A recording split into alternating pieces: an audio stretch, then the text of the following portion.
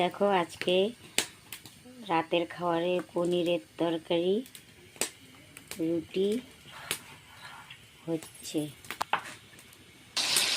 এই দেখো বন্ধুরা, আমার ভাই আবার কাঁচা পনির পছন্দ করে না, তাই পনিরটাকে হালকা গোলাপি করে ভেজে নিচ্ছি।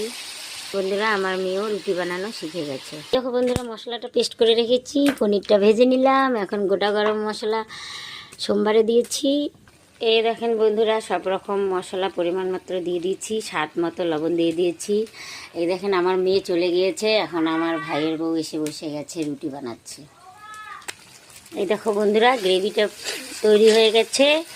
পনির ছেড়ে দিব, হালকা একটু জল দিব, হয়ে যাবে। আর আমার ভাইয়ের বউর মুখটা একদম হাঁড়ি হয়ে আছে, কারণ কি আমার ভাই একটু বকেছে তো, রান্না করতে দেরি হয়েছে।